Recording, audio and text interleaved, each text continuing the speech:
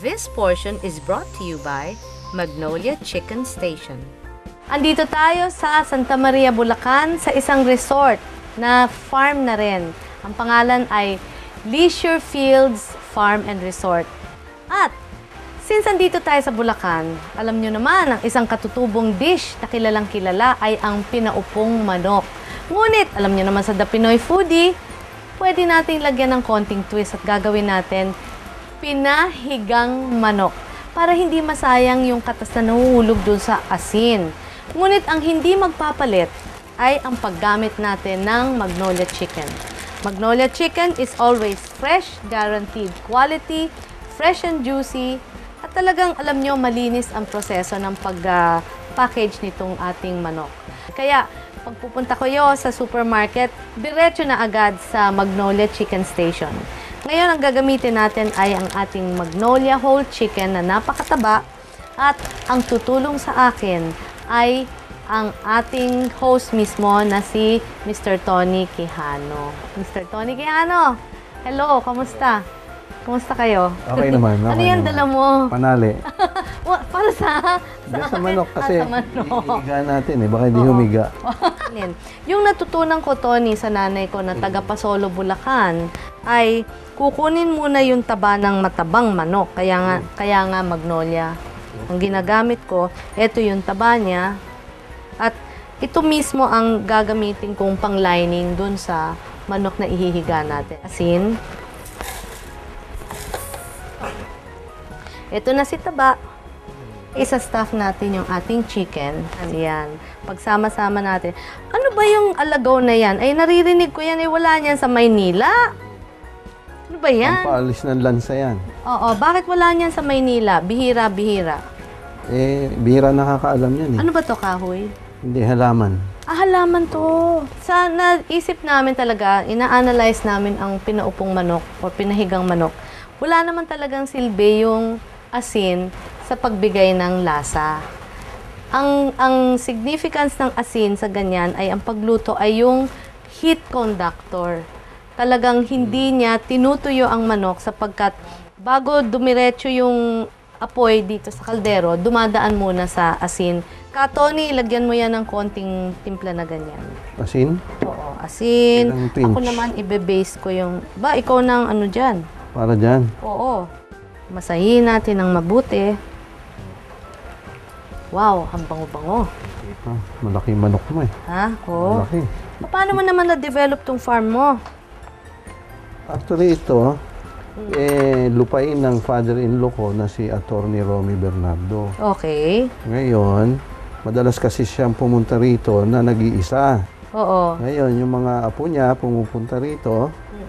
Ito yung pumupunta, nagsisiksikan kami dun sa loob ng bahay niya. Oo. Ngayon, habang nagsisiksikan kami, sabi sa akin ng mga anak niya, Kuya Tony, magpagawa ka naman ng isang bahay na pwede nating tulugan para hindi kami magsiksikan. Tama nga naman. Yun, doon nagsimula. Hanggang sa nakapagpagawa ako ng maliit na bahay. So, hindi na kami nagsiksikan. So, dapat i-dedicate natin tong pinahigang Magnolia Chicken sa kanya. Yeah. Ito po ang sa inyo. Yan na ang ating manok. Ihihiga na natin. Hindi natin iuupo. Ihihiga natin. Okay.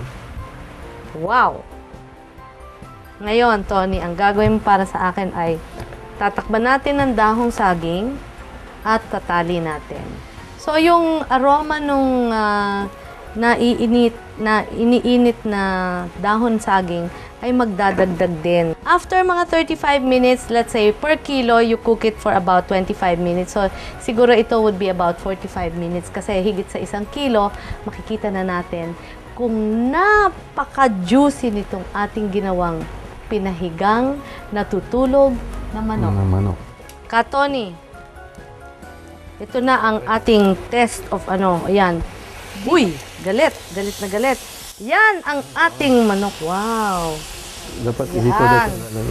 Whoop, para hindi ang dahilan ho kung bakit hindi namin inupo ang manok ay para yung kanyang katas ay andyan pa. Ito na po ang ating napakasarap na juicy Papa. Mmm. Andun yung talagang lasa ng manok. Diba, no? Sarap. Yeah. Pwede mo nang iserve to sa iyong resort. Imbitahin mo na nga pala sila sa resort mo. Dito sa Leisure Fields. Pasyal kayo para makita nyo yung magandang farm na merong resort din sa loob. Heto na ang ating umuusok pa na juicy, tender, na masarap na pinahigang Magnolia chicken sa asin. At ang masasabi ng The Pinoy Foodie at ni Tony Quijano dito sa masarap nating ginawa ay approve!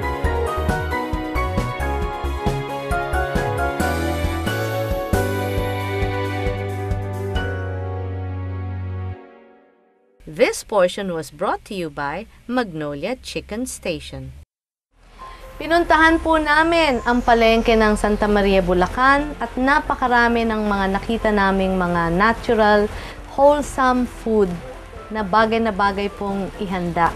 Meron dyan yung mga root crops, meron dyan yung mga ampalaya at mga lowland vegetables. At doon po sa seafood section, nakakita na kami doon ng buhay na talangka. Ang gagawin natin ngayon ay isang simpleng recipe na tinuro sa amin ni Direk. Na si Direk ay napakagaling magluto rin. Kaya nga, masasarap ang mga ulam na nakikita nyo dito sa Pinoy Foodie sapagkat matakaw din magluto si Direk. Ang sabi niya, unahin natin ang mantika at pagsasabay na natin ang bawang, maraming luya, at kalahati nitong sibuyas. Yan. Ito na yung ating sibuyas ay nalanta na. Lalagyan na natin ng patis. Bo! Yan, pumito na ang ating patis. Teng! Kuya Boy, kaya mo ba to? Ang lalagay na natin ngayon ay ang ating, sorry. Huhuli natin siya. Yan, marami na siyang tinangay. Nakakaawa. Yan, nakaano pa. Nakasabit pa. Sumasabit. Ayaw. Yan po.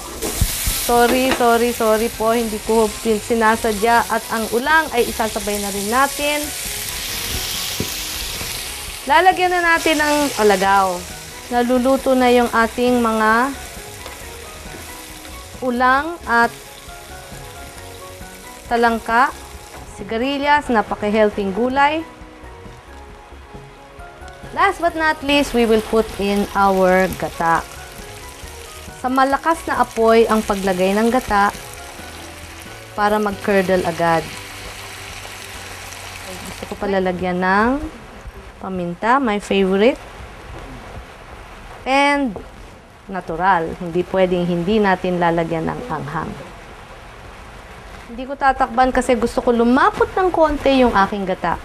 At heto na ang turo ni Direk Fred de Umblas at ang kanyang luto sa gata na talangka, ulang, and sigarilyas. Huwag natin pabayaang masyadong malanta ang ating sigarilyas sapagkat healthy ang mga gulay na talagang as fresh as possible para andyan yung kanilang nutrients. Mga kababayan, wala pong kalansa-lansa itong ating sabaw dahil sa alagaw.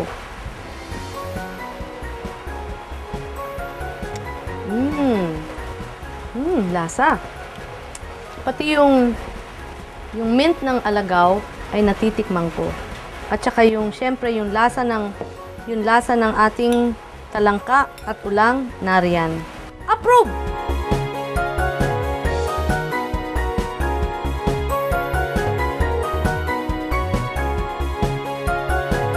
Coming up next at the Pinoy Foodie.